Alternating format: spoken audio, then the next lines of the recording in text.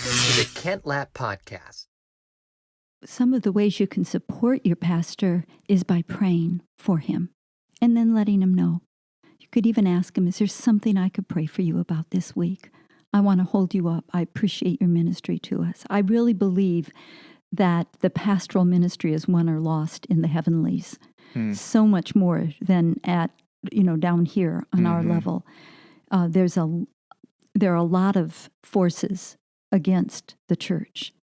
And prayer can be the wall, so to speak. So I think the best way you can support your pastor is by praying for him. Another way is that people in leadership are talked about.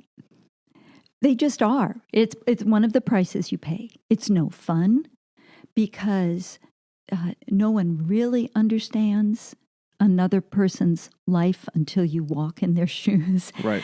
And it's very easy when you, in a sense, are the employer. It's your tithes who are supporting this man and his family. So if he does something that you don't like, you feel justified in criticizing him. So the gossip and rumor mill can be very difficult on a man.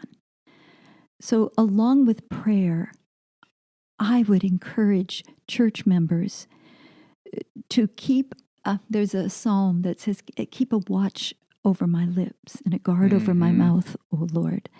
That if we as believers could just set a guard over our lips before we say, can you believe he took his family to Florida for 2 weeks? I can't do that. Yeah. Man, are we paying him too much? Or, whatever it is. Yeah. He didn't remember my sister-in-law's name, and it's the third time she's visited. Or Yes. That can be very hard. Support your pastor by prayer and by word. And the third thing is, if you love and support his wife, he'll feel supported. But if you come to his wife and try to get to him through her, it's very hard. Do we have time for a story about this? Absolutely, we do. Go ahead. Ray was pastoring a very large and significant church in Augusta, Georgia. And he had 2 morning services and an evening service. So he was really busy. Every weekend? Every Sunday. Two services in the morning and one Sunday night. Yes, different sermons at night. Oh, okay. So the old kind of, I don't want to say old-fashioned, but we used to go to church on Sunday nights too. Me too. Yes. Okay. And it's wonderful. And sometimes he'd have another staff member do Sunday night. But it was an intense ministry and wonderful. We loved it. But it was a new subculture for us. We moved from Chicago to the Deep South, and there were just some things we didn't quite understand. And people would think they could get to Ray through me. And, of course, I wanted Ray, to be perfect. Every wife wants her husband to be perceived as being perfect, at least. And so I would get suggestions. Could you tell Ray that here we put the lapel pin on the right lapel, not the left? Oh, wow. Or could you tell him that missionary's name is pronounced clerk, not Clark?